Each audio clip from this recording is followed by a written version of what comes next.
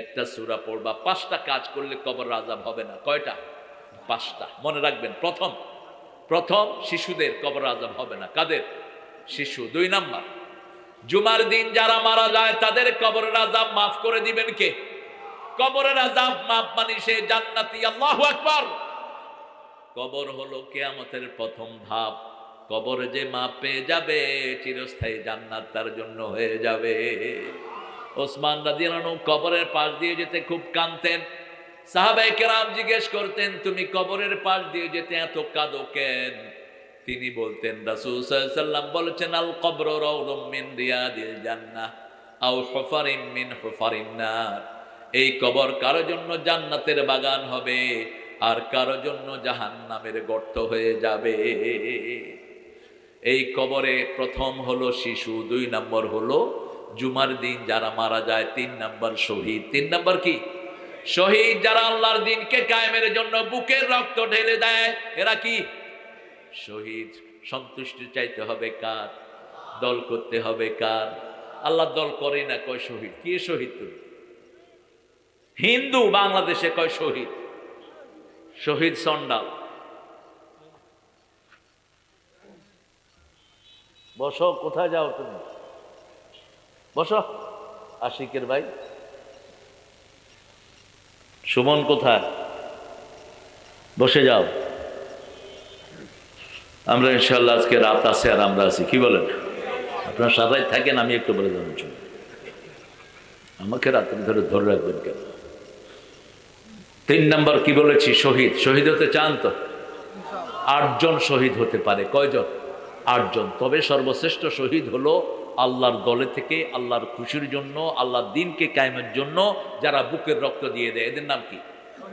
এরা হলো 1 নম্বর শহীদ। 2 নম্বর শহীদ রাস্তায় কোন বাসের নিচে পড়ে মারা যায়। 3 নম্বর শহীদ ছাদের উপর থেকে পড়ে মারা যায়। 4 নম্বর শহীদ কারেন্ট পিষ্ট হয়ে মারা যায়। 5 নম্বর পানিতে ডুবে মারা যায়। 6 নম্বর রোগে পেটের পীড়ায় শহীদ যারা মারা যায়। 7 নম্বর ক্যান্সারে যারা মারা যায়। 8 নম্বর আগুনে পুড়ে যারা মারা যায়, তারা সবাই কি?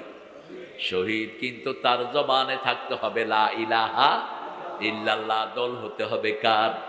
আল্লাহর। আল্লাহর দল ছাড়া শাহাদাত কখনো কবুল হবে না।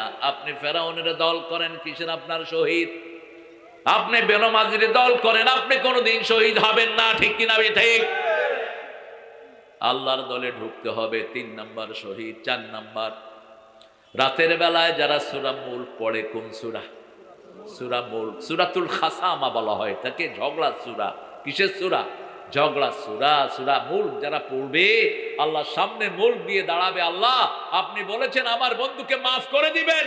এই তো আমার বন্ধু কবরে, ওকে মাফ করে দেন। যতক্ষণ মাফ করবে না, দাঁড়িয়ে থাকবে আল্লাহর সামনে। আরো আস্তে সুবহানাল্লাহ। রাসূল সাল্লাল্লাহু আলাইহি ওয়াসাল্লাম এটা পড়তেন রাতে অধিকাংশ সময়, কিন্তু দিনের যে কোনো অংশে পড়লেই হয়ে যাবে। রাসূল সাল্লাল্লাহু আলাইহি ওয়াসাল্লাম প্রত্যেকটা সূরা একা পড়তেন না, একটা সূরার একটা সূরার সাথে মিলাতেন। যেমন সূরা মুলকের সাথে তিনি সূরা সেজদা পড়তেন। আবার রাতের বেলায় বনি ইসরাইলের সাথে সূরা জুমার পড়তেন। সূরা কাফিরুনের সাথে পড়তেন কুল হুয়াল্লাহু। কারণ কাফিরুনের ভিতরে আল্লাহর নাম একবারও নাই, আর ইখলাসের ভিতরে আল্লাহ ছাড়া কারো নাম। মিল কি দেখেন? আল্লাহ কাফেরকে অপছন্দ করেন, এজন্য কাফিরুনের ভিতরে আল্লাহ নাম একবারও। সেটার জবাবে আল্লাহর হাবিব পড়তেন কুল হুয়াল্লাহু। পড়েন কুল হুয়াল্লাহু আহাদ আল্লাহুস সামাদ লাম ইয়ালিদ ওয়া লাম ইউলাদ।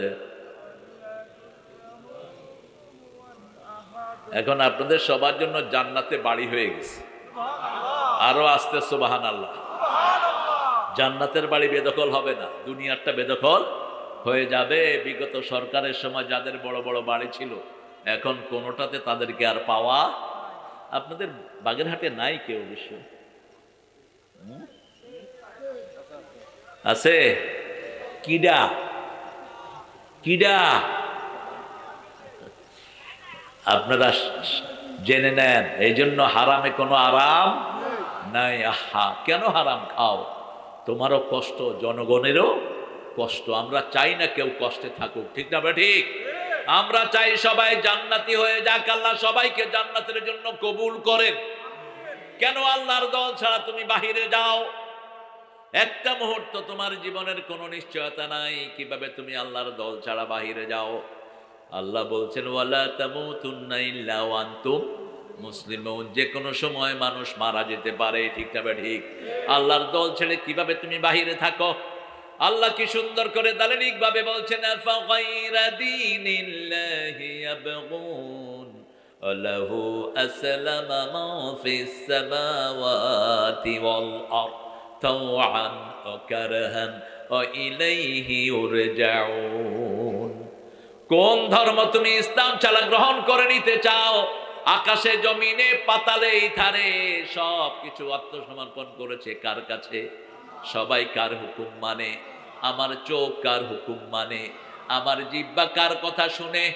আলাম নাজআল লাহু আইনাইন ওয়া লিসানান ওয়া শাফাতাইন ওয়া হাদাইনাহুন নাজদাইন।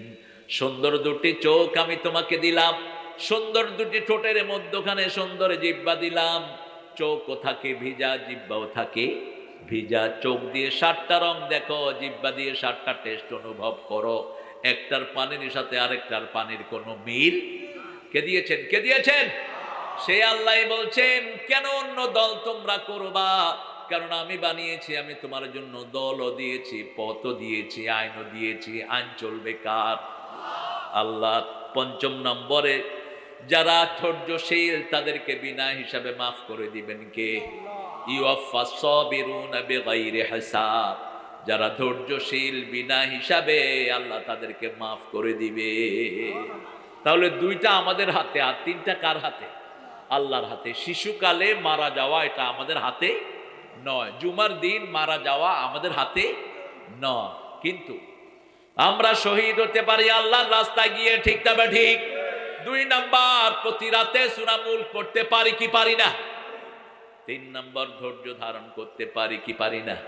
ওয়াতাওয়াসাউ বিল হাক্কি ওয়াতাওয়াসাউ বিস সবর। ধৈর্য আছে যেখানে জান্নাত আছে সেখানে। ধৈর্যশীলদের সাথে থাকেন কে? এখন আসেন সূরা মুলক আমরা পড়ি। সবাই পারেন তো এই সূরাটা না? তাবারাকাল্লাযী, পড়েন। তাবারাকাল্লাযী বিয়াদিহিল মুলক ওয়া হুয়া আলা কুল্লি শাইইন কাদির আল্লাযী খালাক। আবার সূরা ফুরকানের ভিতরে বলছেন তাবারাকাল্লাহু জাআলা ফিস সামাই বুরুজা। বরকতময় ওই আল্লাহ যিনি আকাশের ভিতরে বুরুজ, ক্ষেপণাস্ত্র স্থাপন করেছেন। কোন শয়তান উপরে যেতে পারে না। ক্ষেপণাস্ত্র মারেন কে? আল্লাহ ক্ষেপণাস্ত্র মারেন। রাসূল সাল্লাল্লাহু আলাইহি ওয়াসাল্লাম সিজদায় একটা দোয়া পড়তেন।